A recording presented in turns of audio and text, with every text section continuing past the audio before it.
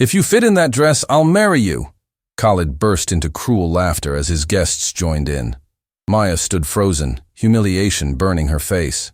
But what happened months later made him regret those words forever. The Grand Celestial Hotel ballroom glittered like a palace from Arabian Nights, with crystal chandeliers cascading from ceilings so high they seemed to touch the heavens themselves. Every surface gleamed with the kind of wealth that whispered rather than shouted, though the guests did plenty of shouting with their designer attire and jewelry that could fund small nations.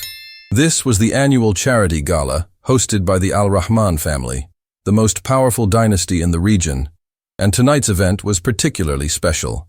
It was celebrating the return of Khalid Al Rahman from his business conquests in Europe.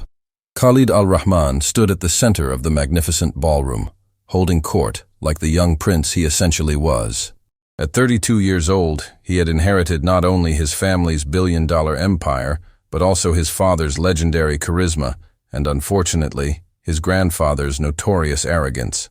He was the kind of man who had never heard the word no spoken seriously in his entire privileged existence. Educated at Oxford, fluent in 6 languages, with business ventures spanning 3 continents, Khalid represented everything the modern Arab elite aspired to become. "Khalid, darling," called out Layla Mansour, daughter of a prominent oil magnate, gliding toward him with the practiced grace of someone who had attended finishing school in Switzerland. "We simply must discuss your new resort development in Morocco." "Daddy says it's revolutionary." "Everything I touch becomes revolutionary, Layla," Khalid responded with a smile that was equal parts charm and condescension. "It's not magic. It's simply knowing that excellence is the only acceptable standard." Around him, a circle of admirers laughed at precisely the right moment, their timing perfected through years of social climbing. These were the children of ministers, business tycoons, and old money families whose wealth predated oil discovery. They moved through life on a cloud of privilege so dense they had forgotten what the ground felt like beneath ordinary feet. "Mr. Al-Rahman," interrupted Rashid, the hotel's events manager, approaching with visible nervousness. "The presentation is ready whenever you wish to begin. The dress has been positioned exactly as you requested." "Excellent." Khalid's eyes gleamed with anticipation. "Ladies and gentlemen, if you'll direct your attention to the center display, I have a special announcement regarding tonight's charitable cause." The crowd shifted, conversations dying to murmurs as all eyes focused on an elevated platform where a stunning dress stood displayed on a mannequin under a spotlight. The dress was a masterpiece of haute couture, elegant and timeless, the kind of garment that belonged in museums or on red carpets where cameras flashed for A-list celebrities. "This dress," Khalid announced, his voice carrying the practiced authority of someone accustomed to commanding attention, was worn by Princess Amira of Jordan at the Cannes Film Festival. It was designed exclusively by the House of Fontaine, and it is worth more than most people earn in several years of honest work. Tonight we will be auctioning it, with all proceeds going to our children's education fund. Applause rippled through the crowd, the kind of applause rich people give when congratulating themselves for remembering that poverty exists. "The starting bid is 50,000, Khalid continued, clearly enjoying his role as master of ceremonies. "Do I hear—" "Excuse me, sir," a quiet voice interrupted from the edge of the gathering. The crowd parted like the Red Sea, revealing Maya Santos standing at the periphery of the golden circle, clutching a silver tray with empty champagne glasses. She was one of the hotel's housekeeping staff, pulled into service for the evening because the regular servers were overwhelmed by the demanding guests. Maya was invisible in the way that service workers often are to the wealthy, present but not truly seen, essential but not truly valued. She had been working at the Grand Celestial Hotel for 18 months, sending most of her salary back home to support her mother and younger siblings. At 28 years old, she had dreams that extended far beyond cleaning rooms and serving drinks, but circumstances had placed her firmly in the role of silent observer to other people's glittering lives. "Yes?" Khalid's voice dripped with irritation at being interrupted during his moment of philanthropic glory. "I'm so sorry, sir," Maya said, her voice soft but clear. "I was told to collect the glasses before the auction begins. I didn't mean to interrupt." "Then perhaps you should have collected them before I started speaking," Khalid responded, his tone dismissive. "But since you're here, you might as well make yourself useful. Come closer. Let everyone see you." Maya hesitated, confusion and apprehension warring in her expression. The crowd watched with the detached interest of audience members at a show, unsure whether this was part of the planned entertainment. "Come on," Khalid gestured impatiently. "Don't be shy, we're all friends here."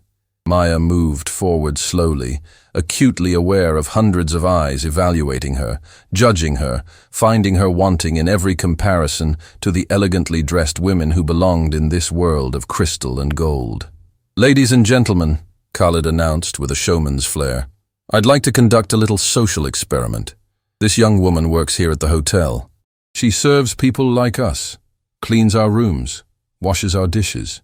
She exists in our world, but will never truly be part of it." Uncomfortable laughter rippled through some sections of the crowd, while others watched with growing unease at where this might be heading. "Maya, isn't it?" Khalid asked, reading her name tag with exaggerated effort. "Tell me, Maya, have you ever worn a dress like this one?" Maya shook her head slightly, her cheeks burning with humiliation. "No, sir." "Of course not," Khalid continued, warming to his theme. "How could you? This dress costs more than you probably earn in years of scrubbing floors and changing sheets. But here's what I find fascinating about charity galas like tonight's. We spend fortunes on dresses and jewelry and champagne, all while claiming to care about helping the less fortunate." He paused for effect, and Maya felt her stomach tightening with dread about whatever was coming next. "So let me make this interesting," Khalid announced, his voice rising with theatrical enthusiasm. "Maya, I'm going to make you an offer. If you can fit into this dress, this designer dress worn by actual royalty, I will personally marry you. Right here, right now. I'll make you Mrs. Khalid al-Rahman, give you access to wealth beyond your wildest imagination, and you'll never have to work another day in your life." The crowd erupted in shocked laughter and scandalized gasps. Some people looked genuinely appalled, while others seemed entertained by this unexpected twist in their evening's entertainment. "Khalid, this is inappropriate," murmured Layla Mansour, though her protest was weak and easily ignored. "Is it?" Khalid countered. "Is it more inappropriate than the fact that this woman will work her entire life and never experience even one day of the luxury we take for granted? I'm offering her a fairy tale ending. All she has to do is fit into a dress designed for someone who clearly lives a very different lifestyle." Maya stood frozen, humiliation washing over her in waves so powerful she felt physically ill. She wanted to run, to disappear, to be anywhere but trapped in this spotlight of cruel mockery, masquerading as social commentary. "What do you say, Maya?" Khalid pressed, his smile sharp as broken glass. "Want to try on the dress? Want to see if Cinderella can actually fit into the glass slipper?" I need to get back to work, sir," Maya whispered, her voice barely audible. "Oh, come on," Khalid laughed, and several members of his circle joined in. "Don't tell me you're not even curious. This is a once-in-a-lifetime opportunity. How many housekeepers get marriage proposals from billionaires?" "Khalid, enough," said an older woman, Khalid's Aunt Fatima, stepping forward with disapproval evident in her expression. "This has gone too far. Let the poor girl go back to her work." "Poor girl," Khalid repeated mockingly. "That's exactly the point, Auntie. She is poor. She will always be poor. Not because she doesn't work hard, I'm sure she works harder than anyone in this room, but because she was born into circumstances that make dresses like this as unreachable as the moon. For..." He turned back to Maya, his expression a mixture of cruelty and something that might have been genuine curiosity about how far he could push this social experiment. "I'm not trying to be cruel, Maya," Khalid said, his tone softening slightly but his words still cutting. "I'm trying to make a point about the world we live in. This dress represents a fantasy, the fantasy that anyone can become anything, that hard work alone can bridge the gap between your world and mine. But the truth is, you could work every day for the rest of your life and never afford even the jewelry that came with this dress." "Then why are you doing this?" Maya asked, her voice trembling but suddenly stronger than before. "If you already know I can't afford it, why humiliate me?" The question hung in the perfumed air of the ballroom, and for just a moment, Khalid looked almost surprised that she had spoken back to him. "Because," he replied slowly, "someone needs to be honest about how the world actually works. All these people here tonight will bid on this dress, congratulate themselves on their charity, and then go home to their mansions without ever thinking about you again. At least I'm being honest about the distance between us. There's a difference between honesty and cruelty, Maya said quietly, and something in her eyes, a dignity that couldn't be diminished by circumstances, made several people in the crowd shift uncomfortably. Perhaps, Khalid acknowledged with a slight nod. But my offer stands. Fit in the dress and I'll marry you. Prove that the fairy tale is real. Maya looked at the dress, then back at Khalid, then at the sea of faces watching this humiliation unfold like spectators at a gladiatorial combat. She made a decision in that moment, one that surprised everyone, including herself. I accept, she said clearly. The crowd gasped collectively. Khalid's eyebrows rose in genuine shock. You. What? I accept your challenge, Maya repeated, her voice steady now, despite her shaking hands. Not because I believe your offer is genuine, and not because I think I'll actually fit in that dress right now, but because I want you to remember this moment. I want you to remember the woman you humiliated for entertainment. This should be interesting, Khalid murmured, gesturing toward a private changing area that had been set up near the display. By all means, prove me wrong. As Maya walked toward the changing area, escorted by a horrified hotel manager and 2 wardrobe assistants, the crowd buzzed with scandalous excitement. This was the kind of story that would be repeated at dinner parties for months, the kind of outrageous behavior that the wealthy found shocking and secretly delicious. Inside the private changing area, one of the wardrobe assistants, a kind woman named Noor, touched Maya's arm gently. You don't have to do this. This is cruel and wrong. I know, Maya replied, looking at the dress that had become a symbol of everything she couldn't have, everything she wasn't supposed to want. But I'm going to try anyway. What happened next would be discussed, debated, and dissected for months to come. When Maya emerged from the changing area, the dress did not fit. It was too tight, too small, too designed for a body maintained by personal trainers and nutritionists, rather than long shifts and instant noodles.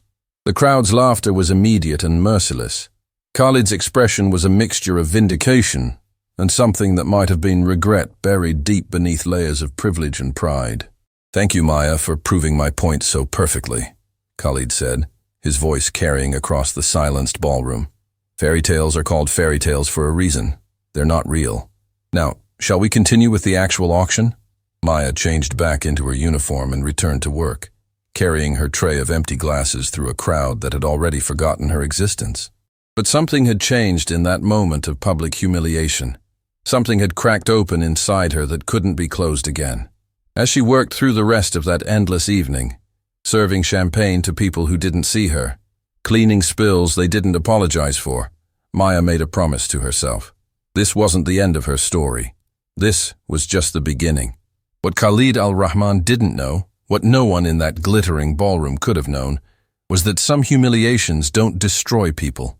Sometimes they forge them into something stronger, something determined, something absolutely unstoppable.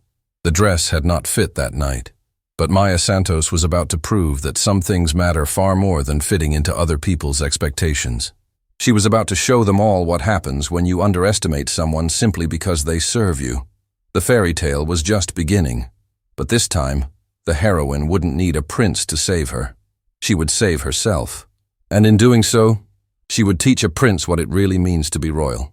3 days after the humiliation that had become the talk of every social circle in the city, Maya Santos stood in the employee locker room of the Grand Celestial Hotel, staring at her reflection in the scratched mirror.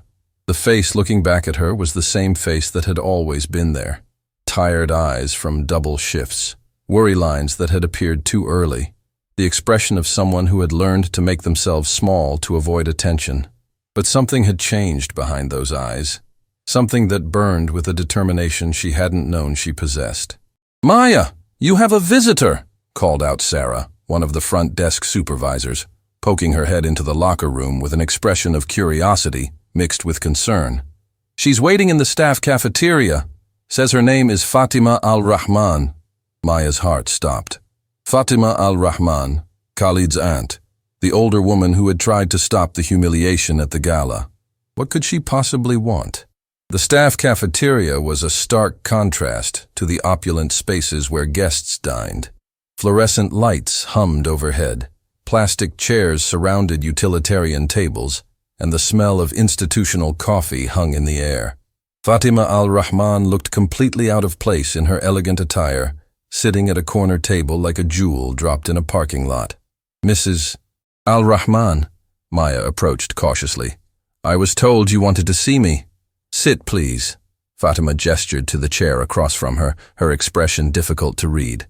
"I owe you an apology for my nephew's behavior. What he did was unconscionable." Maya sat slowly, unsure how to respond to this unexpected kindness from someone in Khalid's family. "I've spent the last few days unable to stop thinking about what happened," Fatima continued, her voice heavy with something that sounded like genuine shame. "Khalid has always been arrogant. It's a family failing, I'm afraid, but I've never seen him be quite so deliberately cruel. I wanted to understand why you accepted his challenge. Most people would have simply walked away." "I couldn't," Maya said simply. "Walking away would have meant accepting that he was right, that people like me don't deserve to even dream about things like beautiful dresses and different lives." Fatima studied her for a long moment, and Maya had the unsettling feeling of being truly seen, perhaps for the first time in years. "Tell me about yourself, Maya Santos. Who are you when you're not serving champagne to people who don't notice you exist?" The question was so unexpected, so genuinely interested, that Maya found herself answering honestly. "I'm a daughter who sends money home every month so my mother can afford her medication. I'm a sister who helps pay for my brother's education because he's brilliant and deserves better than the opportunities I had. I'm someone who used to dream about becoming a designer before life taught me that dreams are luxuries for people with safety nets." "A designer," Fatima repeated thoughtfully. "Of what?" "Clothes," Maya admitted, feeling foolish saying it out loud in front of someone whose family probably spent more on a single outfit than Maya earned in months. "I used to sketch designs constantly. I taught myself to sew by watching videos and reading books from the library. I even made a few pieces for friends before I had to start working full-time." "Do you still design? Still sketch?" Maya hesitated, then nodded. "Sometimes. Late at night when I can't sleep. I know it's pointless, but I can't seem to stop." Fatima pulled out her phone and made a call, speaking rapidly in Arabic. Maya caught only a few words, but the tone was commanding, used to being obeyed. "Come with me," Fatima said, standing abruptly. "There's something I want to show you. I have a shift starting in—" "I've already arranged coverage," Fatima interrupted with the casual authority of someone who could rearrange other people's schedules with a phone call. "Please, Maya, indulge an old woman's curiosity." They took Fatima's car, a luxury vehicle that probably cost more than Maya would earn in a decade, to an address in the historic district of the city. The building they stopped in front of was beautiful, but clearly abandoned, its elegant architecture hidden behind years of neglect. "This," Fatima said as they stood before the weathered entrance, "was my mother's atelier. She was a designer, one of the most celebrated in the region, before she passed away 15 years ago. The building has been empty ever since. My brothers wanted to sell it, but I couldn't bear to let it go." She unlocked the door, and they stepped into a space that took Maya's breath away. Even beneath dust and abandonment, the beauty was evident. High ceilings with elaborate plasterwork, walls lined with mirrors, large windows that would flood the space with natural light, and in the center, vintage sewing machines and dress forms that looked like sleeping ghosts of creative dreams. "My mother believed that talent was a gift that transcended social class," Fatima said, walking through the space with obvious emotion. "She trained girls from all backgrounds, gave them skills that allowed them to support themselves with dignity and artistry. When she died, that tradition died with her." Maya walked through the space reverently, her fingers trailing over dusty surfaces, her mind already seeing past the neglect to the potential beneath. "Why are you showing me this?" Maya asked, though part of her was afraid to hear the answer, afraid to hope for whatever was coming next. "Because I see in you something I haven't seen in years. Raw talent being wasted because circumstances put you in the wrong place," Fatima replied. "Because I want to offer you a chance, if you're brave enough to take it." "What kind of chance?" "I want to sponsor you," Fatima said directly. "I'll pay for your education at the Belmont Fashion Institute. It's one of the finest design schools in the country.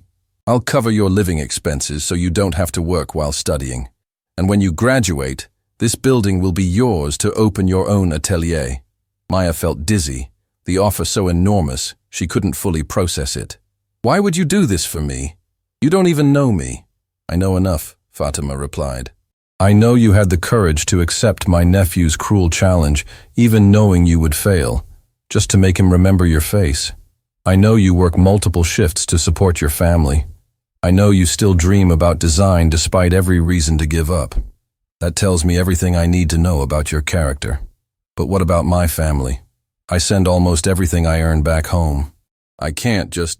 I'll arrange for your mother and siblings to receive monthly support equivalent to what you've been sending," Fatima interrupted.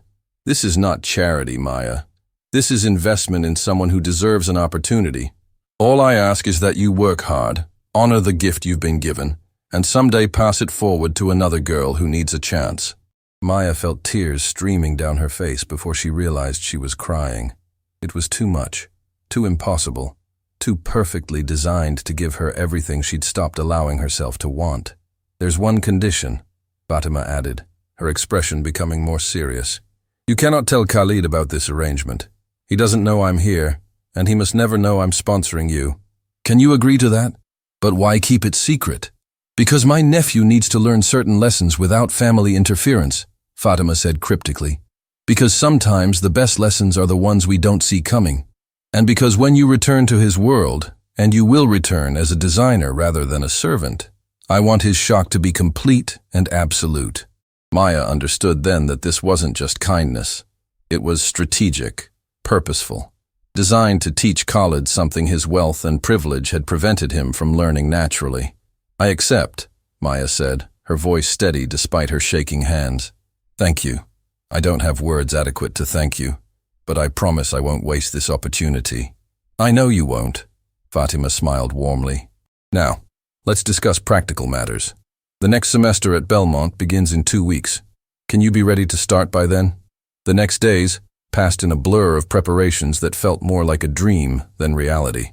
Maya gave notice at the hotel, where her supervisor was simultaneously happy for her and skeptical about the entire situation. She told her family only that she had received a scholarship, not wanting to explain the complicated truth about how this opportunity had materialized. On her last day at the Grand Celestial Hotel, Maya was cleaning a suite on the executive floor when she encountered Khalid al-Rahman himself, emerging from a meeting with hotel management. "Oh," he said, clearly not recognizing her at first. Then his eyes narrowed with memory. "The girl from the gala, the one who tried on the dress." "Yes, sir," Maya replied, keeping her voice neutral and professional. "Still working here, I see," Khalid observed with casual dismissal. "I suppose that little experiment in social mobility didn't lead anywhere productive." Maya felt anger rise in her throat but swallowed it down. "Actually, sir, this is my last day. I'm pursuing other opportunities." "Really?" Khalid seemed mildly interested. "Another hotel, I assume? Or perhaps a restaurant? Not many advancement opportunities for people with your skill set." "Fashion design, actually," Maya said, allowing herself the small pleasure of seeing surprise flicker across his arrogant face. "I'll be studying at Belmont Institute." It was a calculated risk mentioning the school, one of the most prestigious in the country, but she couldn't resist puncturing his assumptions just slightly. "Belmont?" Khalid's eyebrows rose. "That's quite ambitious. How exactly does a hotel housekeeper afford tuition at Belmont?" "Scholarship," Maya replied simply, using the cover story Fatima had helped her craft. "Apparently some people recognize talent regardless of where they find it." "How fortunate for you," Khalid said, his tone suggesting he didn't quite believe her. "Well, good luck with that. I'm sure it will be quite an educational experience." The condescension in his voice was palpable, the clear implication that she would fail, that she didn't belong in that world, that this was just a delayed version of not fitting into the dress. "Thank you, sir," Maya said with a slight smile. "I'm sure it will be." As Khalid walked away without another word, Maya felt something settle in her chest. This wasn't just about proving herself anymore. It was about proving him wrong, about showing him that his entire worldview was built on assumptions that crumbled when challenged by someone with actual determination. 2 weeks later, Maya stood in front of the Belmont Fashion Institute, a beautiful campus that looked more like a luxury resort than a school. Students moved around her with the casual confidence of people who belonged in exclusive spaces, whose presence there was expected rather than miraculous. Maya clutched her portfolio, filled with years of sketches and the few pieces she'd actually constructed, and took a deep breath. This was it. This was her chance to become something more than the girl who didn't fit in the dress. Her first class was fashion history, taught by Professor Helena Winters, a legendary designer who had retired from her own label to teach. The classroom was filled with students who radiated privilege and confidence, discussing summer internships in Paris and family connections in the industry. "Good morning," Professor Winters began, her sharp eyes scanning the assembled students. "This course will challenge everything you think you know about fashion. It's not about trends or what celebrities wear to award shows. It's about understanding how clothing reflects and shapes culture, how design can be both art and activism, how the best designers don't just follow fashion, they create it." Maya listened intently, taking notes furiously, aware that she needed to absorb every word because she couldn't afford to fail. She had one chance, one opportunity, and the weight of it pressed on her shoulders like physical burden. "Your first assignment," Professor Winters continued, "is to create a piece inspired by transformation. Not the superficial kind of transformation we see in makeover shows, but real transformation. The kind that changes not just how someone looks, but how they see themselves and how the world sees them." Maya's mind immediately went to that night at the gala, to the feeling of being exposed and judged and found wanting. She knew exactly what she wanted to create. After class, as students clustered in groups that had clearly formed before the semester even began, Maya found herself alone, gathering her materials slowly. She was used to being alone, used to being invisible, but in this new context it felt different, more isolating because it highlighted how much she didn't belong in this world of privilege and connections. "You're Maya Santos, right?" A voice interrupted her thoughts. Maya looked up to see a young woman with an open, friendly expression. "I'm Layla Chen. I noticed you taking notes during the entire lecture. Most people here don't bother. They think they already know everything because their parents are in the industry. I definitely don't already know everything," Maya admitted. "This is all completely new to me." "That's probably an advantage," Layla said thoughtfully. "Fresh perspective and all that. Want to grab coffee? I hate eating alone and you look like you could use a friendly face." Maya accepted gratefully, and over coffee in the campus cafe, found herself opening up to Layla about her background, though carefully editing out the specifics of Fatima's sponsorship and the humiliating gala incident. "So, you're basically living the fairy tale," Layla observed.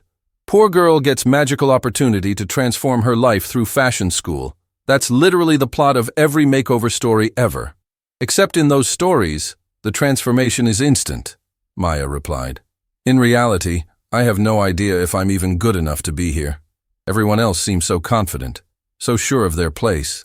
"Confidence is often just privilege wearing a costume," Layla said wisely.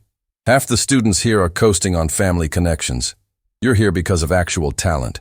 Don't ever forget that difference." Over the following weeks, Maya threw herself into her studies with an intensity that bordered on obsession. While other students socialized and networked at parties, she spent evenings in the studio, perfecting techniques, experimenting with fabrics, translating the visions in her head into tangible reality. Her transformation assignment became an obsession. She worked on a design that captured everything she'd felt that night at the gala. The humiliation, yes, but also the strength she'd found in the moment, the refusal to be completely broken by cruelty. The piece evolved into something powerful and unexpected, far from the elegant gown that had been used to mock her. Professor Winters walked through the studio one evening, observing students at work. She stopped at Maya's station, studying the piece taking shape on the dress form. "Interesting," she murmured. "This isn't what I expected from the assignment. Most students are doing predictable butterfly emerging from cocoon metaphors. This is angrier, more complicated." "Is that bad?" Maya asked nervously. "It's honest," Professor Winters replied. "And honesty in design is worth more than technical perfection." "Tell me about this piece. What transformation does it represent?" Maya hesitated, then decided to be truthful. "It's about someone who was humiliated, who was told they didn't belong, who was used as entertainment by people who saw them as less than human. But instead of being destroyed by that experience, they transformed it into strength. They refused to disappear." Professor Winters studied her intently. "This is personal. isn't it? Yes. Good. The best design always is. The professor paused, then added, You have something most of these students will never have. You know what it feels like to be invisible. That perspective, if you can channel it properly, will make you a more powerful designer than any amount of technical skill or family connections. When the transformation assignment presentations arrived, Maya's piece was unlike anything else in the class. Where others had created beautiful but safe designs about positive transformation, Maya had created something that challenged and confronted, that refused to be comfortable or easy. This, Professor Winters announced after Maya's presentation, is what I mean by transformation that matters. Miss Santos understands that real change isn't pretty. It's painful and complicated and often born from experiences we'd rather forget. But that's what makes it powerful. Khalid al-Rahman would have been shocked to know that the girl he'd humiliated was not only surviving but thriving in one of the most competitive environments in the fashion world. But he didn't know, because he had already forgotten her, the way wealthy people always forget the servants they've used for momentary entertainment. He had no idea that Maya Santos was no longer just the girl who didn't fit in the dress. She was becoming something far more dangerous to his worldview, someone who would prove that talent, determination, and opportunity mattered more than the circumstances of birth. The transformation was just beginning, and when it was complete, the entire city would know her name. But more importantly, Khalid al-Rahman would finally understand the cost of his cruelty. Months into her studies at Belmont Fashion Institute, Maya Santos had become someone even she barely recognized. The exhausted hotel worker who once moved through rooms like a ghost had been replaced by a designer who commanded attention in studio critiques, whose sketches made professors pause with genuine interest, whose pieces sparked discussions that extended beyond class into hallways and cafeterias. But success at Belmont came with complications Maya hadn't anticipated. The most significant was that excellence made her visible in ways that being invisible had protected her from, and visibility in a world built on social hierarchies meant constant navigation of territory she'd never learned to map. Miss Santos, a moment please, Professor Winters called out as students filed out of their advanced construction class. The studio was littered with fabric scraps and abandoned coffee cups, evidence of the intensive work session they'd just completed. Maya approached cautiously, still not entirely comfortable with the attention of someone whose opinion could make or break careers in the fashion industry. I've been reviewing submissions for the Lumiere competition, Professor Winters began, referring to the most prestigious student design competition in the country. Winners received not just prize money, but industry connections that launched careers. Your portfolio is exceptional. I'm recommending you as Belmont's primary candidate. Maya felt her breath catch. But I'm only a first-year student. Don't they usually select? Usually, yes. They select students who've been here longer, Professor Winters interrupted. Students who've had more time to develop their technical skills and industry understanding. But the Lumiere competition isn't about usual. It's about finding voices that need to be heard. Your work has something most designers spend years trying to achieve. Authenticity that comes from lived experience rather than conceptual exercise. Thank you, Professor. I'm honored, but you're terrified, Professor Winters finished with a knowing smile. Good. Fear means you understand the stakes. Complacency is far more dangerous than fear. The competition is in 3 months. The theme this year is Invisible Threads, designs that explore the unseen connections between people, classes, cultures. I can't think of anyone better suited to interpret that theme than someone who spent years being invisible to the very people she served. After Professor Winters dismissed her, Maya sat alone in the studio for a long time, staring at her sketchbook without seeing the pages. 3 months to create a collection that would be judged by industry legends, that would determine whether her fairy tale opportunity translated into actual career viability. You look like someone who just received terrible news disguised as good news, Layla Chen observed, appearing in the doorway with 2 cups of coffee.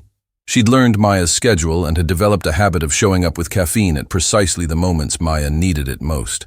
Professor Winters wants me to enter the Lumiere competition, Maya said, accepting the coffee gratefully. Maya, that's incredible. Why do you look like you're about to cry? Because what if I'm not actually good enough? What if the only reason my work seems special here is because I'm being graded on a curve? Because professors feel sorry for the poor scholarship girl who's trying so hard. Layla sat down heavily, fixing Maya with an expression that was equal parts exasperation and affection.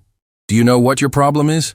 You've spent so long being treated as if you're less than other people that you've internalized it.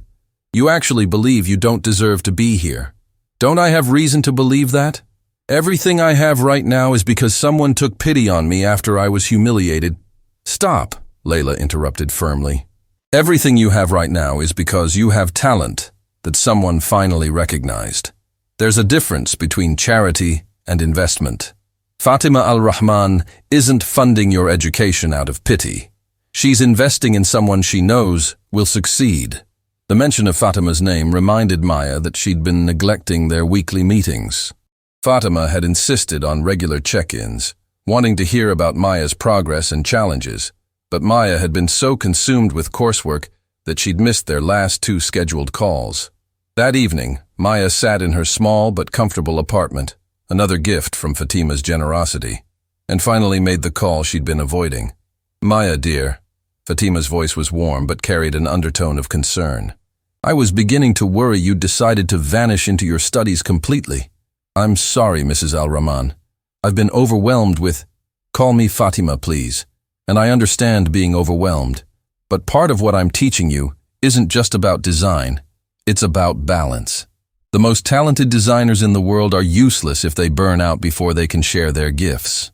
They talked for over an hour, Maya pouring out her fears about the Lumiere competition, her doubts about belonging at Belmont, her constant anxiety that this entire opportunity would somehow evaporate like morning mist. Do you know why I chose to help you? Fatima asked when Maya finally fell silent. It wasn't just because you were humiliated by my nephew, though that certainly caught my attention. It was because in that moment of complete humiliation, you didn't beg or cry or make yourself smaller. You accepted his cruel challenge knowing you would fail, just to make him remember your face. That kind of courage is rare. That kind of dignity under impossible circumstances is what separates people who survive adversity from people who transform it into strength. But what if I fail at the competition? What if I prove that Khalid was right all along? Khalid wasn't right, Fatima said firmly. He was cruel. There's a difference. And even if you don't win the competition, which I don't believe will happen, but let's consider the possibility, you will still have proven something far more important. You will have proven that you belong in spaces that were designed to exclude you. That's a victory no trophy can match. The conversation left Maya feeling simultaneously vulnerable and strengthened, like a bone that had been broken and was healing stronger than before. Over the following weeks, Maya threw herself into developing her Lumiere competition collection. The theme of invisible threads resonated so deeply with her personal experience that designs poured out of her in a creative flood that felt almost like possession. She worked late into nights, often falling asleep at her drafting table, waking with fabric patterns imprinted on her cheek and new ideas demanding immediate attention. Her collection began to take shape around a central concept, clothing that revealed rather than concealed, that made visible the labor and humanity of those who create garments, that challenged the comfortable distance wealthy consumers maintained from the working conditions that produced their luxury. But as her collection developed, Maya began receiving attention that made her uncomfortable. Word had spread about the scholarship student whose work was garnering professor praise and Lumiere recommendation. Some students responded with genuine interest and support. Others responded with barely concealed resentment. I heard your sponsor is Fatima Al-Rahman, commented Yasmin Osman one afternoon in the fabric library, her tone carefully neutral, but her eyes calculating.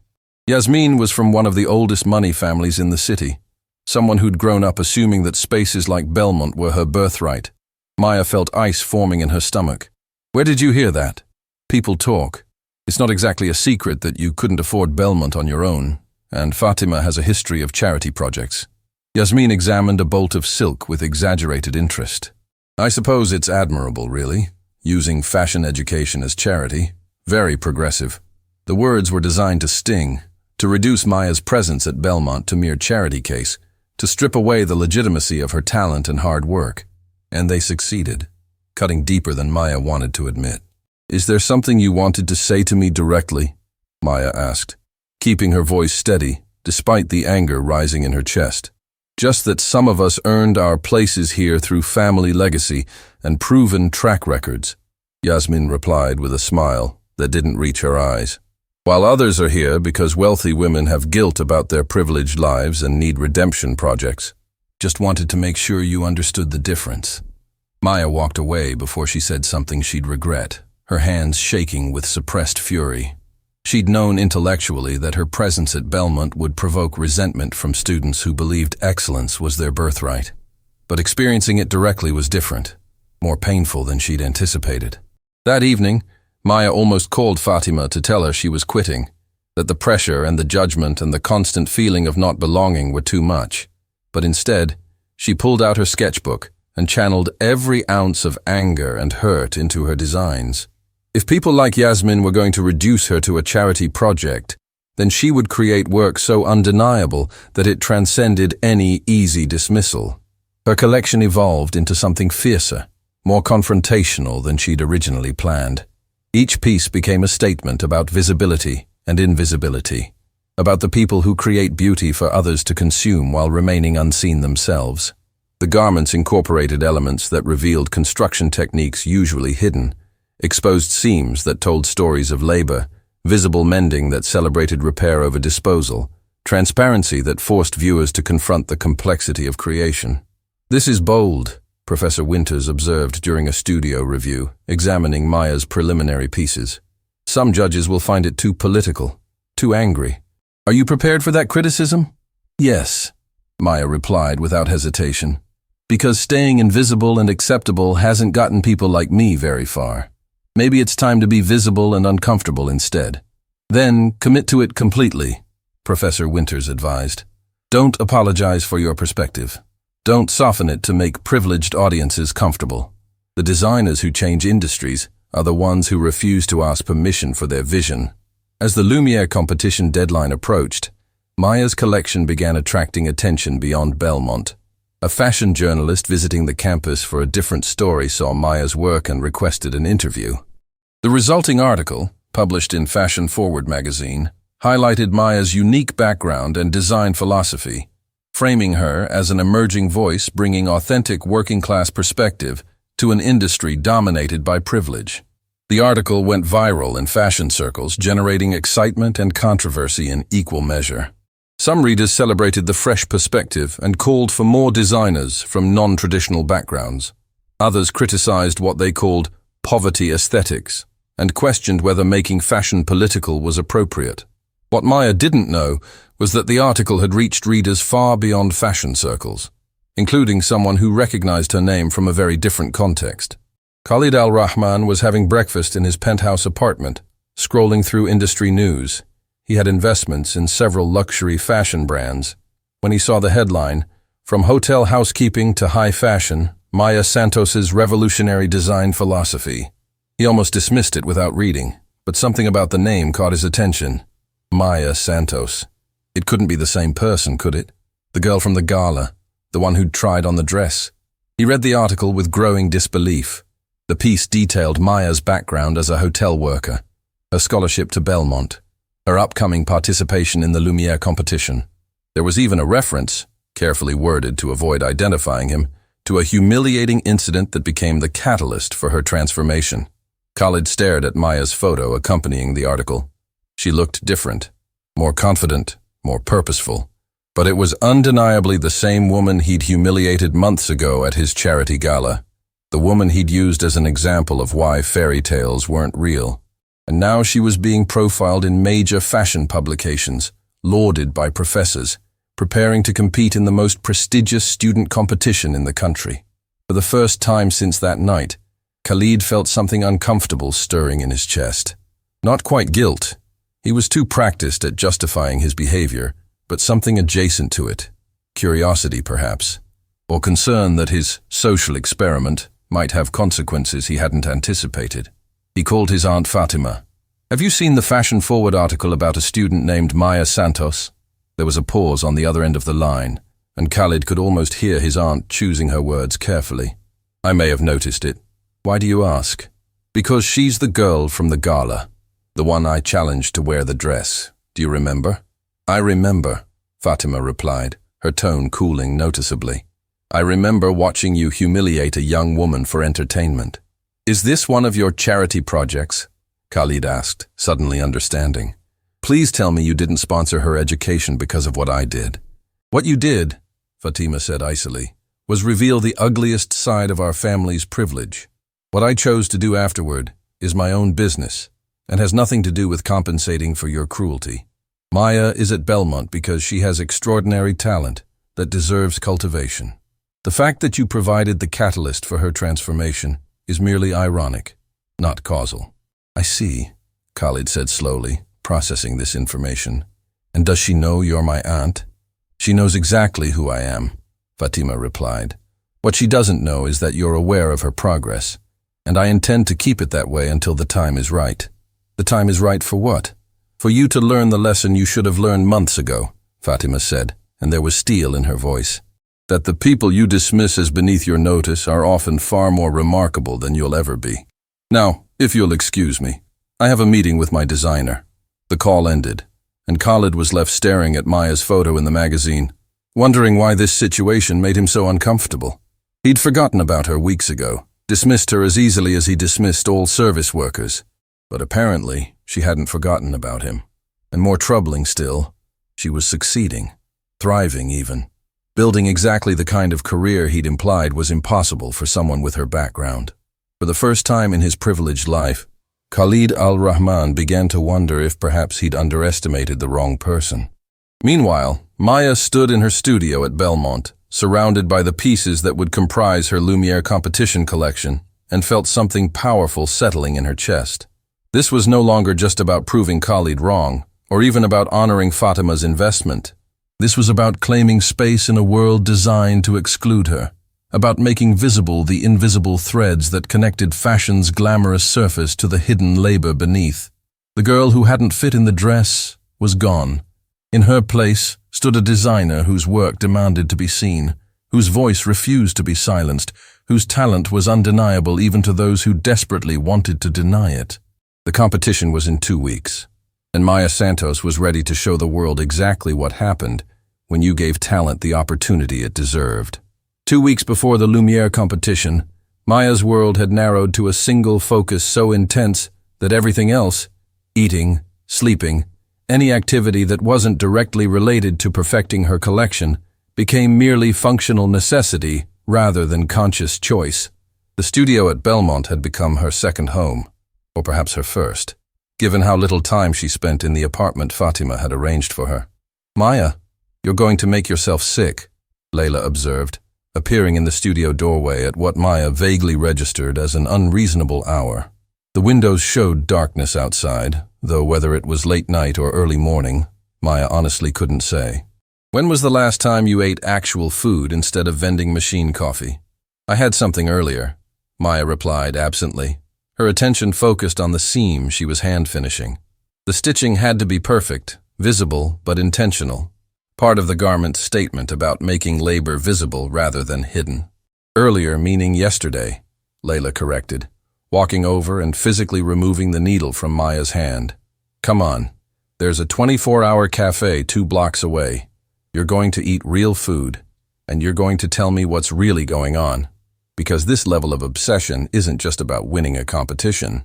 Sitting in the fluorescent-lit cafe that catered to insomniacs and night shift workers, Maya found herself surrounded by other people living on the margins of normal schedules.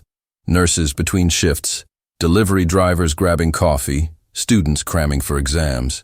It was oddly comforting, being among people whose dedication to their work or studies required sacrificing the ordinary rhythms of life. Talk, Layla commanded, sliding a sandwich across the table that Maya hadn't ordered, but found herself eating with shocking hunger once it was in front of her. I can't fail at this, Maya said finally, not just because of the competition itself, but because of what failure would mean. That everyone who doubted me was right. That I was always just a charity case who got lucky. That Khalid al-Rahman was correct when he said fairy tales aren't real. Khalid al-Rahman, Layla repeated slowly. The billionaire who sponsors half the fashion events in the city? What does he have to do with any of this? Maya had been so careful never to mention the details of her humiliation, but exhaustion and stress had weakened her usual guards. The story came out in pieces. The gala, the dress, the public mockery, the feeling of being used as entertainment by people who saw her as fundamentally less human than themselves. "That's why you're killing yourself over this competition," Layla said when Maya finished, understanding dawning in her expression. "It's not just about proving you belong at Belmont. It's about proving him wrong. Wouldn't you want to prove wrong someone who treated you that way?" "Absolutely," Layla agreed. "But here's what worries me. You're so focused on what this means to him that you're forgetting what it means to you. Your collection is brilliant not because it's revenge against some arrogant billionaire, but because it's truthful about experiences most designers never have to consider. Don't let his shadow become bigger than your light." The word stayed with Maya as she returned to the studio, approaching her work with slightly less desperation and slightly more purpose. Layla was right. This couldn't just be about Khalid. It had to be about something larger, something that would matter, even if Khalid al-Rahman never knew or cared about her success. The next morning, Maya received an unexpected visitor. She was in the studio's fabric storage area, searching for a specific texture she'd been envisioning, when Professor Winters appeared with someone Maya didn't recognize, a woman in her 50s with silver hair and the kind of presence that suggested someone accustomed to commanding attention. "Maya, I'd like you to meet Diana Castellanos," Professor Winters introduced. "She's one of the senior judges for the Lumiere competition and heads the design department at Maison Étoile." Maya felt her stomach drop. Maison Étoile was one of the most prestigious fashion houses in the world, and having one of their design directors take personal interest in a student's work was unprecedented. "Miss Santos," Diana extended her hand with a warm smile. "Helena has been telling me about your work. I wanted to see it for myself before the competition." "Of course," Maya said, trying to keep her voice steady despite her racing heart. "Though I should warn you, everything's still in progress. The pieces aren't finished." "I don't need to see finished work," Diana interrupted gently. "I want to see your thinking, your process. Finished garments hide the most interesting parts of creation." For the next hour, Maya walked Diana through her collection, explaining the concept of making invisible labor visible, the intention behind every exposed seam and transparent construction element. Diana listened intently, asking questions that demonstrated deep understanding not just of fashion, but of the social critique Maya was attempting through design. "This is remarkable," Diana said finally, examining a piece where Maya had incorporated photographs of textile workers' hands directly into the fabric through a transfer technique. "You're not just making clothes. You're making arguments. Fashion as activism without being performative about it. That's incredibly rare, especially in someone your age." "Thank you," Maya said, barely able to process the praise from someone whose career she'd studied and admired. "I shouldn't tell you this," Diana continued, lowering her voice conspiratorially, "but you should know that your work is generating significant discussion among the judges already. Some love it. Some find it too confrontational, too political for what they think fashion should be. That division itself tells me you're doing something important." After Diana left, Professor Winters pulled Maya aside. "Whatever happens at the competition, remember that moment. One of the most respected designers in the industry just told you that your work matters. Don't let anyone take that away from you." But not everyone shared Diana Castellanos' enthusiasm. 3 days before the competition, Maya arrived at her studio to find several of her pieces vandalized. Someone had cut crucial seams, torn delicate fabrications, destroyed hours of meticulous work. The damage wasn't random. It was targeted at the most time-intensive elements of her collection, the parts that would be hardest to repair with the competition deadline looming. Maya stood staring at the destruction, feeling something break inside her. This wasn't just about the work. It was about the message. Someone had been so threatened by what she was creating that they'd tried to sabotage her completely. "Oh my God," Layla's voice came from the doorway, having arrived for their planned work session. "Maya, who did this?"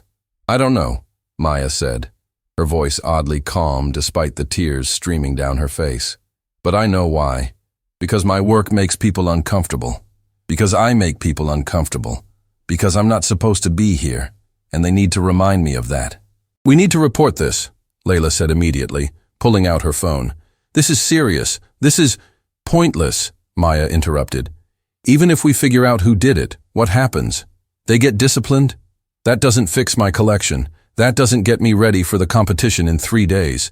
She looked at the destroyed pieces, at months of work reduced to scraps and ruined effort, and felt something hardening inside her chest. This was exactly what people like Khalid al-Rahman expected, that when pushed hard enough, people like her would break, would give up, would prove that they never really belonged in the first place. "We rebuild," Maya said finally, her voice steady now despite the tears. "We have 3 days. We work around the clock if we have to. But I'm not giving whoever did this the satisfaction of seeing me quit." "We?" Layla repeated. "I can't do this alone," Maya admitted. "Not in 3 days. But if you're willing to help—" "Obviously I'm helping," Layla interrupted. "What kind of question is that? And I'm calling everyone in our class who isn't a complete waste of oxygen. If someone wants to sabotage you, let's show them what happens when they mess with a community that actually cares about each other." Over the next 72 hours, Maya's studio transformed into something she'd never experienced, a collective effort that transcended individual competition. Layla made calls, and students began appearing. Not everyone. Yasmin Osman and her circle were conspicuously absent, but enough. Students who believed that talent mattered more than background, who were tired of fashion remaining an exclusive club for the privileged, who saw in Maya's struggle a larger fight worth supporting. They worked in shifts, some repairing damaged pieces, while others helped Maya reconstruct elements that were beyond saving. The studio became a workshop of collaboration, with students bringing different skills and perspectives to solving problems Maya would have struggled with alone. "This seam is destroyed," observed Marcus Thompson, a third-year student known for exceptional technical skills. "But what if we intentionally emphasize the damage, make it part of the story? Show that even when someone tries to tear down your work, the repairs become part of the narrative?" Maya looked at the ruined seam with new eyes. Marcus was right. The visible mending, the obvious repair, actually strengthened her collection's message about making labor visible. What was intended as sabotage could become the collection's most powerful statement. While Maya and her unexpected community worked frantically to salvage her collection, Khalid al-Rahman found himself doing something he rarely did, questioning his own behavior. The fashion-forward article about Maya had lodged in his mind like a splinter he couldn't remove, irritating him with persistence that prevented healing. He found himself researching Maya Santos obsessively, not through private investigators or professional channels, but through the same public sources anyone could access. Her student profile at Belmont, articles covering rising design students, social media posts from classmates praising her work and dedication. Every piece of information made the discomfort grow stronger. This wasn't just a charity case being propped up by guilt money. This was someone with genuine, undeniable talent who had been ignored by the entire fashion industry simply because she cleaned hotel rooms instead of attending the right parties. "You've been distracted lately," observed his business partner Tariq during a meeting about their newest resort development. "Is everything all right? Do you remember that charity gala months ago?" Khalid asked, instead of answering. "The one where I challenged the hotel worker to try on the dress? The one where you humiliated that poor girl?" Tariq replied bluntly. "Yes, I remember. I also remember thinking it was one of the cruelest things I'd ever seen you do, which is saying something given how you usually treat service workers."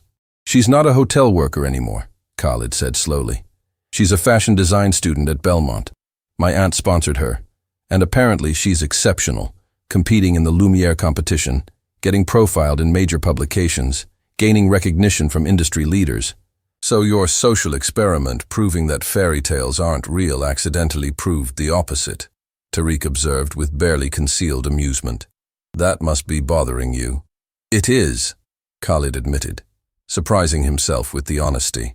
"I keep wondering what I would have discovered about her if I'd taken 5 minutes to actually talk to her instead of using her as entertainment.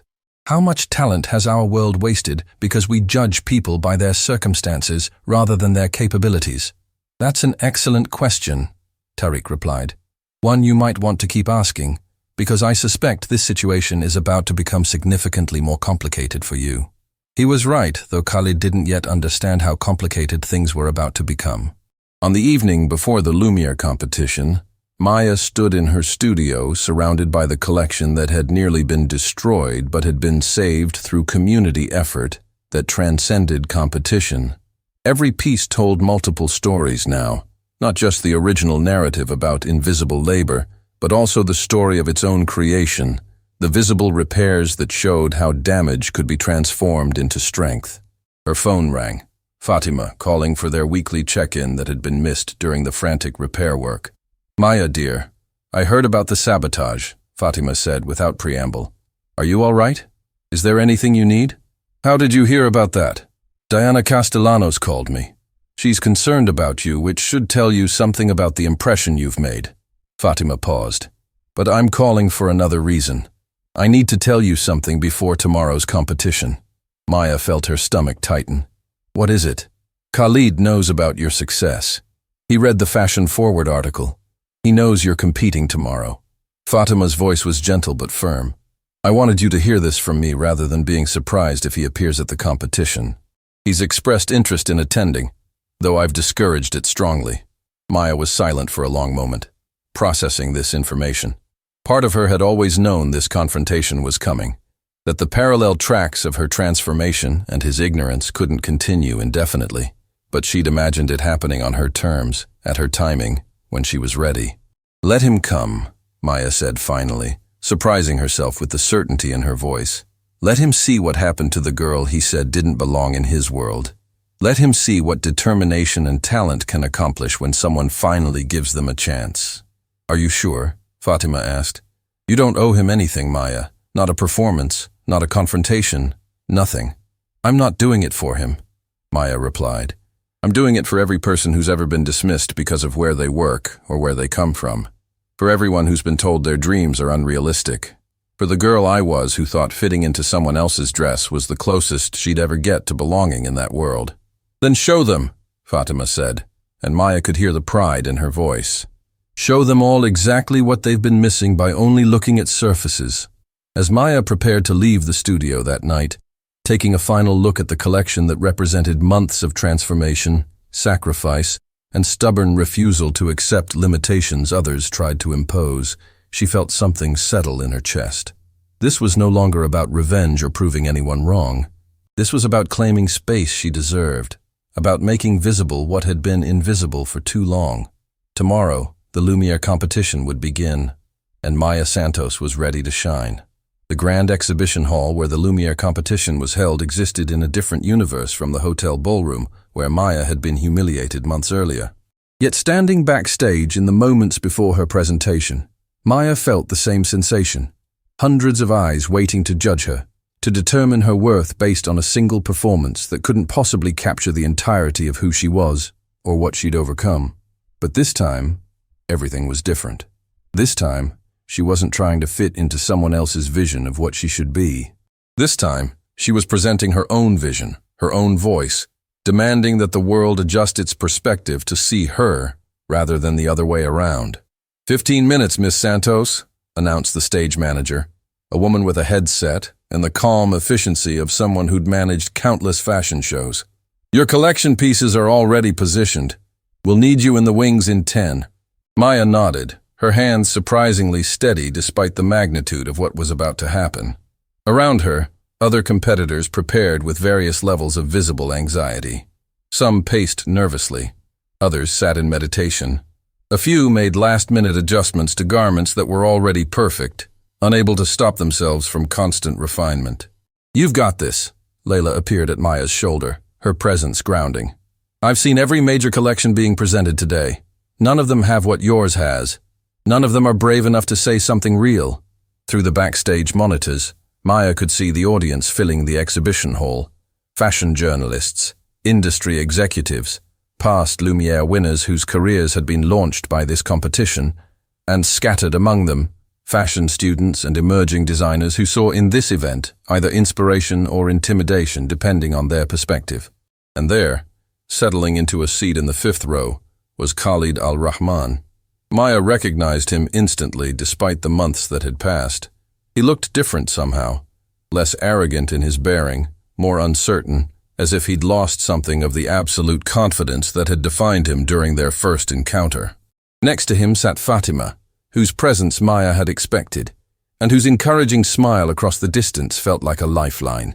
"He actually came," Maya murmured, more to herself than to Layla. "Good," Layla replied fiercely. "Let him see exactly what he tried to destroy."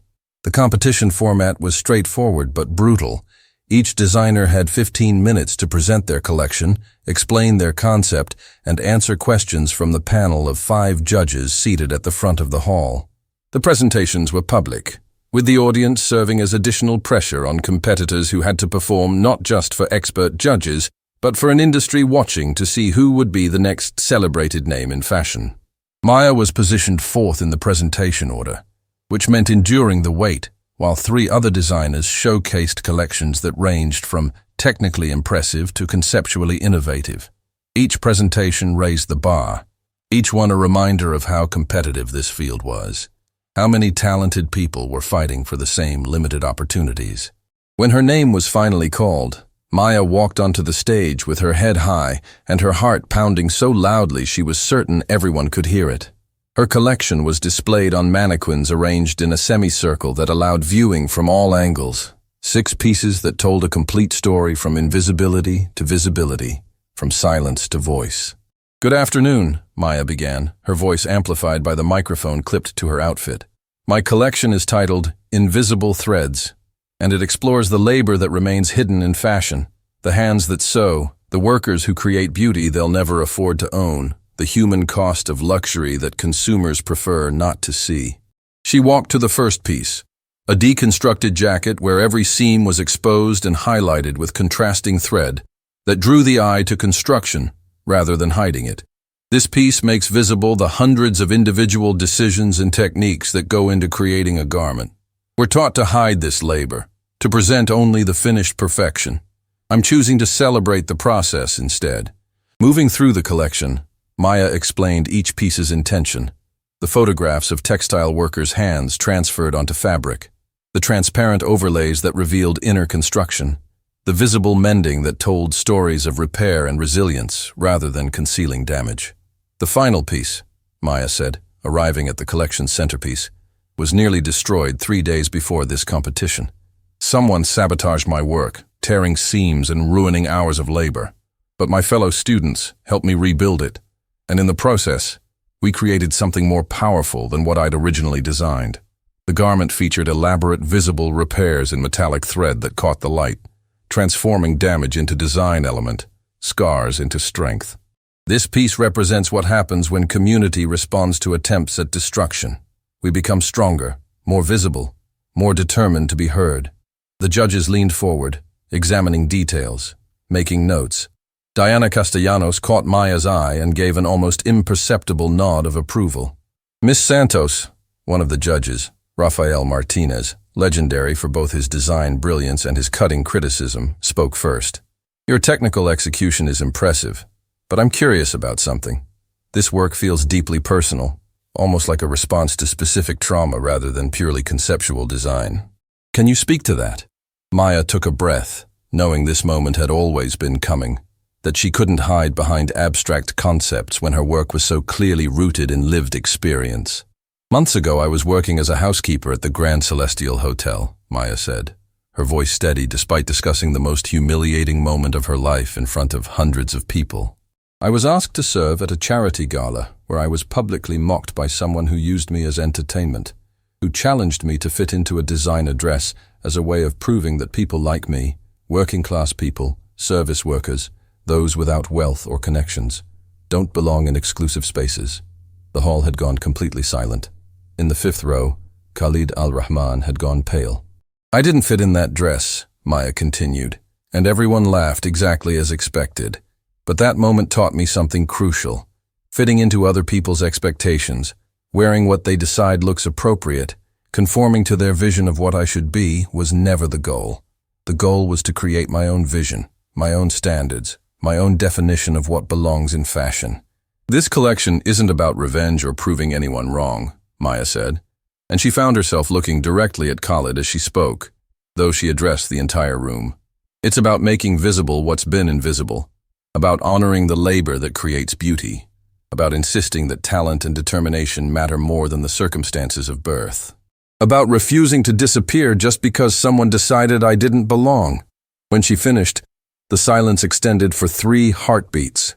Then the audience erupted in applause, not the polite appreciation given to other presentations, but genuine, sustained recognition that this was something different, something that mattered beyond technical skill or conceptual cleverness. The judges asked additional questions about construction techniques, about commercial viability, about how she'd translate this aesthetic into broader fashion applications.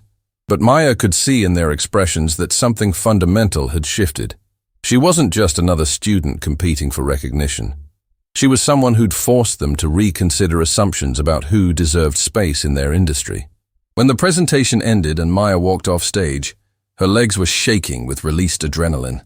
Layla grabbed her in a fierce hug, and other students who'd helped save her collection surrounded her with congratulations and relief. But Maya knew the real confrontation was still coming. She found Khalid waiting in the corridor outside the backstage area, having somehow navigated past security with the ease of someone whose wealth opened doors that remained closed to others. Fatima stood nearby, watching with an expression that suggested she'd orchestrate this meeting, but wouldn't interfere with whatever happened next. "Maya," Khalid said, and his voice was different from how she remembered, smaller, less certain, carrying weight that hadn't been there before. "Could we talk, please?" Maya considered refusing, walking past him with the same dismissal he'd shown her months ago. But she was tired of cycles of cruelty, tired of responses that just perpetuated pain. And something in his expression suggested this wasn't about ego or performance. It was about genuine reckoning with what he'd done. 5 minutes, Maya agreed. They found a quiet corner away from the backstage chaos, and for a long moment, Khalid seemed unable to find words adequate to the situation. "I didn't know," he finally said. "About your talent, about your dreams, about who you actually were beyond the uniform I saw. And that's not an excuse. It's actually the entire problem. I didn't know because I never asked. I didn't care to know because I'd already decided you weren't worth knowing." Maya said nothing, letting him struggle through the discomfort he'd so casually inflicted on her. "When I challenged you to wear that dress, I thought I was making a point about reality, about the distance between our worlds," Khalid continued. "But the only thing I proved was my own cruelty and blindness. I used you as entertainment because I could, because people like me face no consequences for treating people like you as less than human.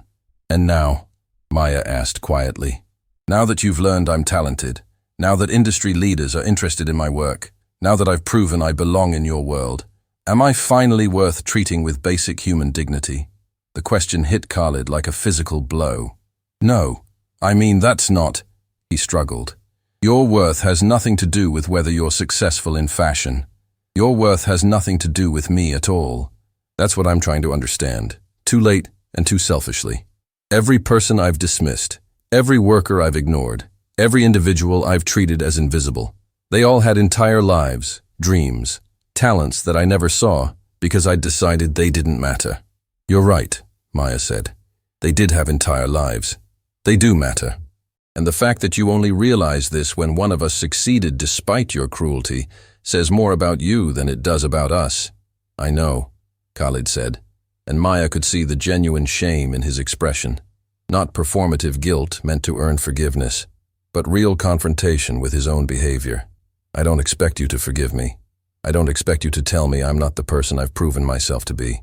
I just wanted you to know that seeing what you've accomplished, hearing you speak about invisibility and labor and dignity, it's changed how I see everything, how I see myself."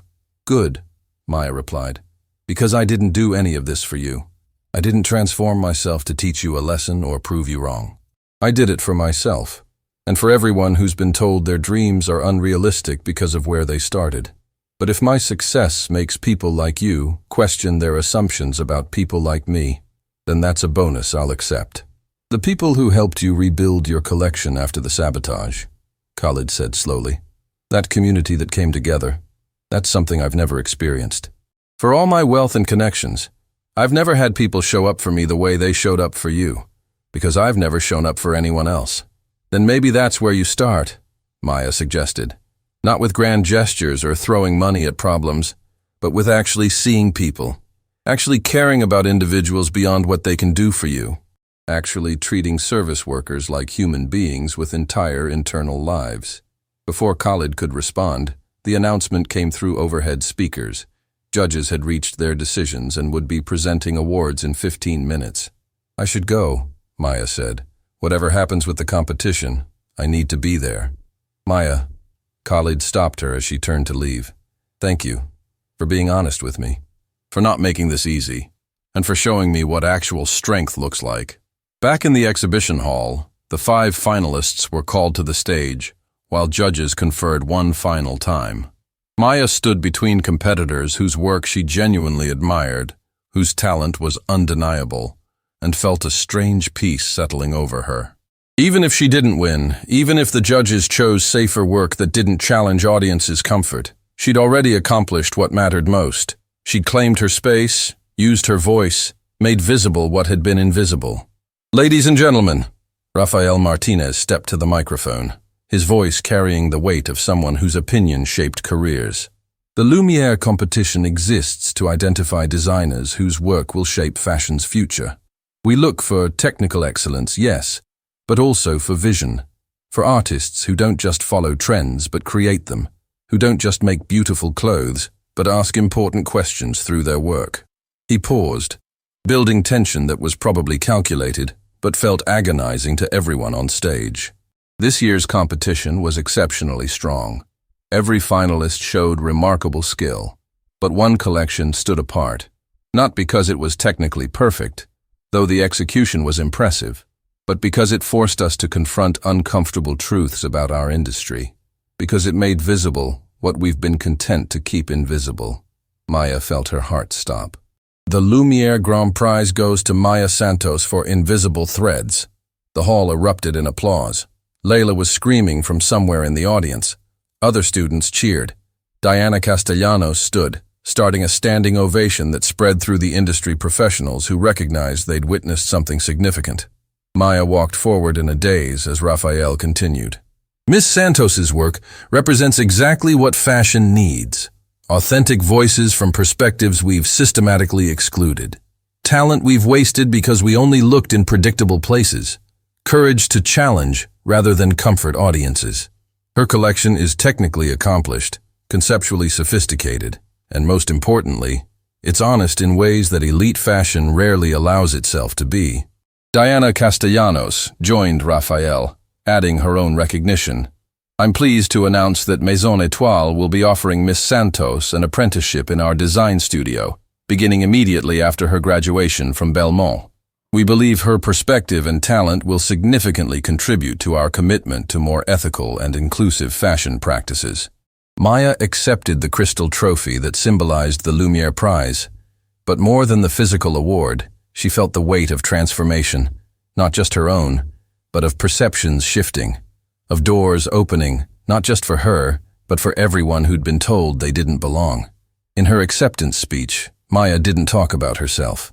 She talked about the Belmont students who'd helped rebuild her collection, about Professor Winters, who'd believed in her work, about Fatima Al-Rahman, whom she didn't name but whose support had made everything possible, about hotel housekeepers and textile workers, and every person whose labor remains invisible while creating beauty others consume.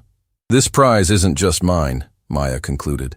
"It belongs to everyone who's been dismissed because of where they work or where they come from. To everyone who's been told their dreams are unrealistic. To everyone who's been used as entertainment by people who couldn't see their humanity. You are seen. You are valued. And your dreams are exactly as realistic as you're willing to make them." The applause that followed wasn't just for her. It was for every person in the audience who'd ever felt invisible, who'd ever been underestimated, who'd ever been told they didn't belong in spaces designed to exclude them.